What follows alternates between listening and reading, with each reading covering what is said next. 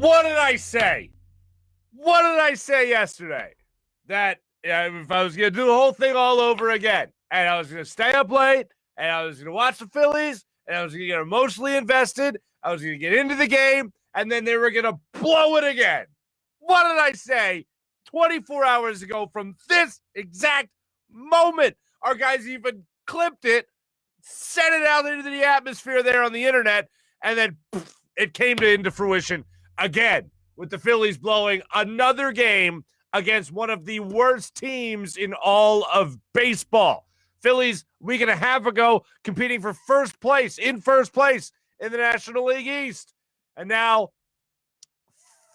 3.5 games out of first place as the Braves continue to surge and the Phillies continue to falter. And last night, this is at the point we're at right now, okay? Phillies, by the way, last night, 0-for-5 with runners in scoring position. Again, they had their chances to put up runs. This time, more so than 2 days ago when they only had 3 hits in the ball game. This time, they had more opportunities. 0-for-5 with runners in scoring position. Somehow, they actually got a run after Odubel Herrera led off a game with a triple. Amazing. But 0-for-5 with runners in scoring position. We're at a point right now, and I don't say this often because there's a fine line between the high school sports you played, the movies you watched, and real life big league baseball. Somebody needs to flip over a damn table. Somebody needs to get in somebody's face. You know what I'll even settle for? I'll settle for the passive-aggressive closed-door meeting where Joe Girardi doesn't go out and address the media right away. Where back in the days of Charlie Manuel, you'd close those damn doors. You know what? You'd have it out in the clubhouse. You'd say, all right, what are we doing? How do we fix this? Because right now, I don't see anybody pulling this team out of it. Bryce Harper goes through about a month and a half where he's putting himself in the MVP race for the National League. He can't say anything right now because he doesn't feel like it's his team yet. At least that's what it seems. JT Realmuto, same type of thing. I look at a guy like Rhys Hoskins. And Rhys Hoskins, when we've had writers on, like Matt Breen, for instance, he's highlighted for us how much these guys really look to Rhys Hoskins as being the leader of this team.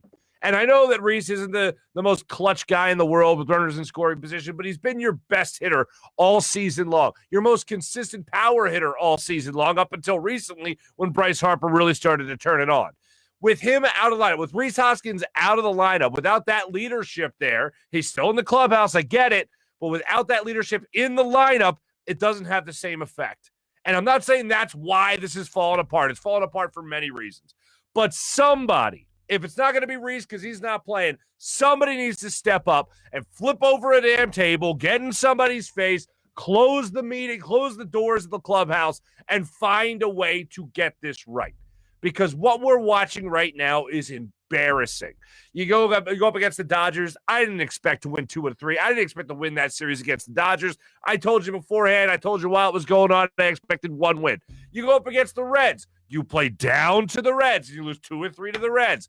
Now you play way down to the point where you got to use a damn steam shovel to dig a hole for yourself, to go even lower, to lower yourself to the expectation to play against a team like the Arizona Diamondbacks.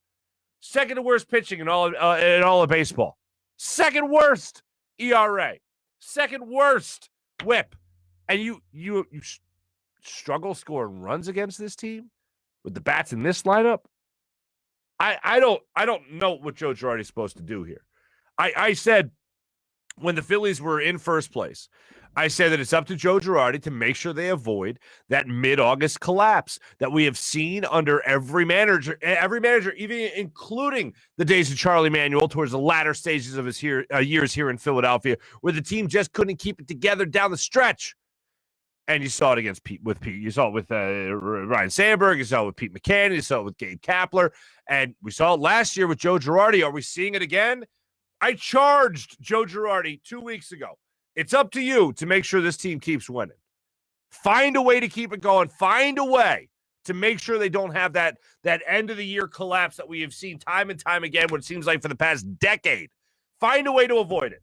This is not avoiding it. This is doing that exact same thing. It's putting it on repeat so we get to watch it all over again. I don't think that's what we signed up for a couple of weeks ago.